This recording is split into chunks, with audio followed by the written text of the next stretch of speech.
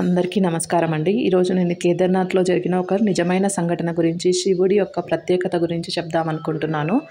అయితే ఒక చిన్న ఊర్లో అక్కడ ఉన్న వాళ్ళందరూ కలిసి కేదార్నాథ్ యాత్రకు బయలుదేరారు. అక్కడ యాత్రకు బయలుదేరినప్పుడు అక్కడ జరిగిన సంఘటన ఏమిటనేది నేను మీకు చాలా బాగా చెప్తాను. అయితే వీళ్ళందరూ కలిసి ఒక చిన్న బస్‌ని మాట్లాడుకొని అక్కడి నుంచి కేదార్నాథ్ యాత్రకు బయలుదేరారు.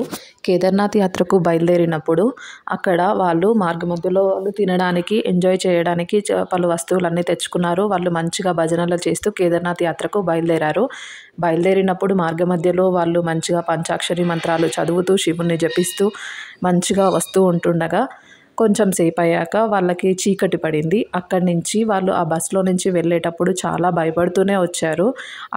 అక్కడ ఉన్న పెద్ద పెద్ద లోయలలో నుంచి వస్తూ చాలా భయపడుతూ వచ్చారు. కానీ లాస్ట్‌కి ఒక లోయ దగ్గరికి వచ్చాక వాళ్ళకి ఏదో జరుగుతుందని అనిపిస్తూ ఉంటుంది. కానీ వాళ్ళు చాలా ధైర్యంగా శివుడి జపం చేస్తూ ఉంటారు. అలాంటి మలుపులు చాలా వస్తూనే ఉంటాయి కేదార్నాథ్ యాత్రకు వెళ్ళేటప్పుడు. అయితే ఒక మలుపు దగ్గర మాత్రం చాలా డేంజర్‌గా అనిపించింది వాళ్ళకు. ఇక మనం బతకము అనేలాగా వాళ్ళ బస్సు టర్నింగ్ తీసుకుంది.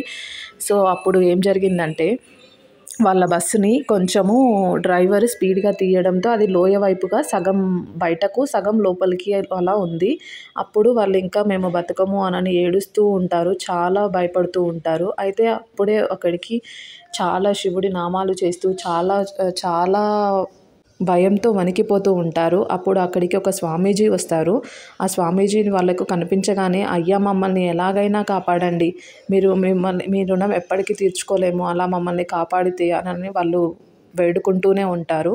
అలాంటి టైంలో అప్పుడు ఆ సన్యాసి, సరే మిమ్మల్ని నేను ఎలాగైనా కాపాడుతాను, నా మీద నమ్మకం ఉంచి ఒక్కొక్కరుగా దిగండి ఈ బస్సులో నుంచి అని చెప్తారు. అప్పుడు ఒక్కొక్కరిగా బస్సులో దిగుతూ ఉంటారు. కానీ లాస్ట్‌కి డ్రైవర్, కండక్టర్ మాత్రం మిగిలిపోతారు. అయ్యా మేము కిందికి వస్తే మొత్తం లోయలో పడిపోతాము, రాలేము కదా, ఇటువైపు బరువు ఉండదు కదా, మేము లోయలో పడిపోతాము అని చాలా భయపడుతూ ఉంటారు. అప్పుడు ఆ స్వామీజీ, నా మీద నమ్మకం పెట్టుకోండి, శివుణ్ణి స్మరించండి అని చెప్తాడు. అప్పుడు వాళ్ళు శివనామ స్మరణ చేస్తూ అయ్యా మమ్మల్ని ఎలాగైనా కాపాడయ్యా అని మళ్ళీ ఆయన సన్యాసిని వేడుకుంటూ ఉంటారు. అప్పుడు మీరు నా మీద భక్తి ఉంచండి, భక్తి ఉంచితే మిమ్మల్ని నేను ఎలాగైనా కాపాడుతాను అని అంటాడు.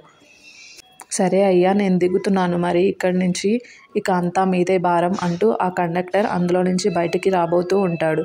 అప్పుడు ఆ స్వామీజీ బస్సు వైపు వెనక భాగం మీద కాలు పెట్టి ఆ బస్సును ఆపాలని చూస్తూ ఉంటాడు. తను అలా కాలు పెట్టగానే బస్సు ఖచ్చితంగా కింద పడిపోతుంది అనుకుంటారు. కానీ శివుడి మీద భారం వేసి ఆ సన్యాసి అలా కాలు పెట్టడంతో తను అక్కడ ఏ ప్రమాదం జరగకుండా ఆ కండక్టర్, డ్రైవర్ కూడా వెనకాలకు వచ్చేస్తాడు. వచ్చిన తర్వాత ఆయన శివనామస్మరణ చేస్తూ, అయ్యా మమ్మల్ని కాపాడినందుకు చాలా ధన్యవాదాలు అంటే అక్కడున్న వాళ్ళందరూ తన కాళ్ళకు నమస్కరిస్తారు.